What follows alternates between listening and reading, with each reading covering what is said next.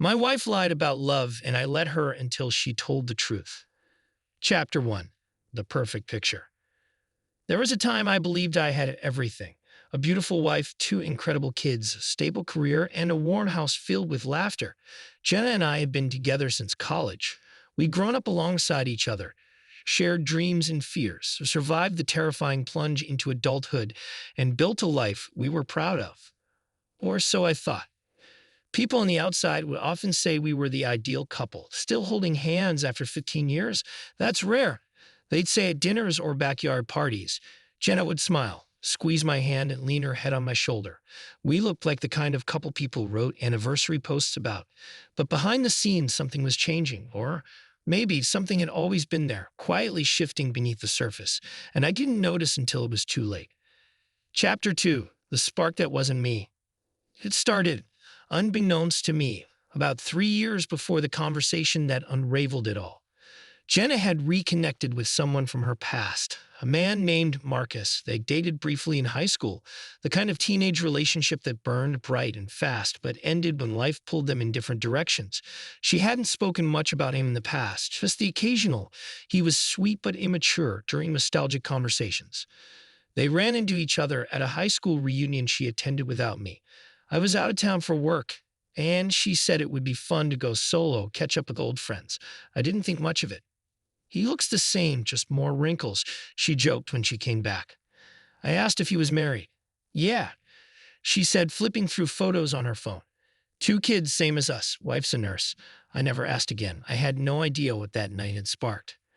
Chapter 3. The Unspoken Arrangement.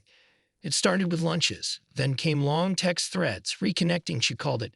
Eventually, it escalated. They agreed on the rules. They wouldn't leave their families. They wouldn't fall in love, just two old flames who needed an escape. She told me later during that dinner that she'd convinced herself it didn't mean anything. I loved you. I still do, she said, but I was bored. I felt invisible.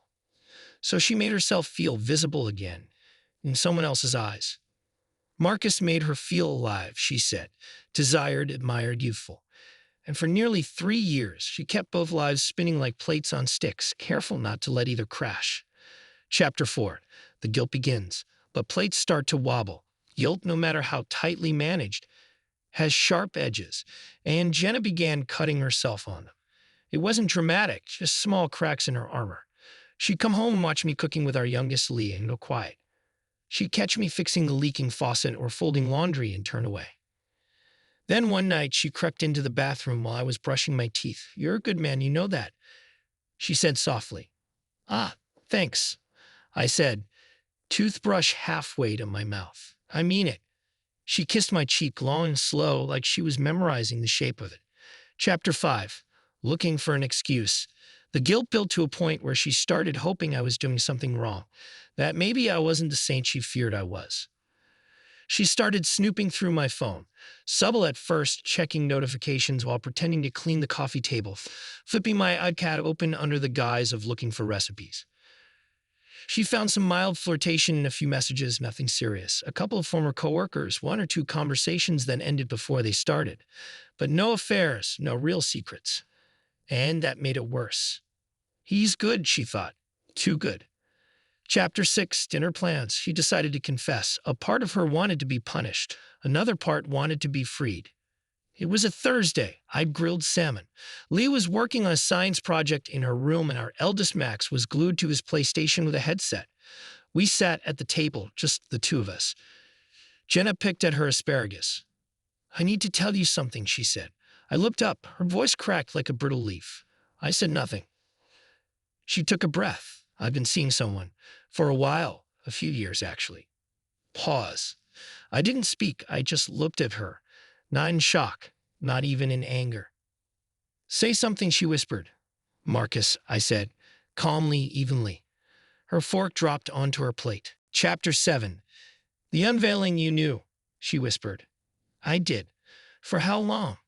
Since the first reunion. I saw your messages, your late-night phone calls. I heard you crying in the bathroom some nights, not from guilt, but from confusion. Why didn't you say anything? I didn't want to lose our family. I thought maybe it would end on its own, that it was a phase, that maybe you'd find your way back. She wiped tears away. It was a phase. It is ending. I want it too. Do you? I asked, voice soft. Yes, I hate what I did. I hate what it made me become. I nodded. Then here's what we're going to do. Chapter 8. The plan. We stay together, I said, until the kids are grown. Max is 15, Lee just turned 12. When they're 18, we file the paperwork. She stared at me, mouth parted. You want a divorce? I want a life that reflects truth. This marriage isn't what I thought it was. It hasn't been for a long time. But I'll end it, she pleaded. I'll cut him off. I'll prove to you. You've already proven everything I need to know. She reached for my hand. I pulled back gently. I'm not angry, I said, but I'm done hoping. She nodded slowly, eyes glassy. So we just pretend. We parent. We coexist. We keep their world stable. And after? Then we part, kindly, quietly. No war, just peace. Chapter 9. After dinner. I cleared the plates. She sat at the table, unmoving like a statue of regret. When I returned from the kitchen, she looked up. I want to end it with Marcus. I smiled gently. You're free to do what you want now. And I walked into the other room, where Lee was giggling over a volcano model. I sat beside her, rolled up my sleeves, and helped her glue baking soda compartments into cardboard mountains. Behind me, the woman I once adored sat in silence, realizing she had traded trust for fantasy and found herself with neither. Chapter 10. Quiet echoes. The days that followed were still like fog over a lake. We didn't fight. We didn't cry again. Jenna kept her word. She blocked Marcus. She deleted everything. I knew because I saw it, not because I was checking, because she showed me. I want to rebuild, she said. You want redemption, I replied. But some damage doesn't heal. It just becomes background noise. We tucked the kids in together. We cleaned up after meals. We played the part of a healing family. But she knew. And I knew something had died. Quietly. Permanently. And in that stillness, we waited for time to pass. For 18 candles to be lit one day in the future. Then we blow out the illusion together.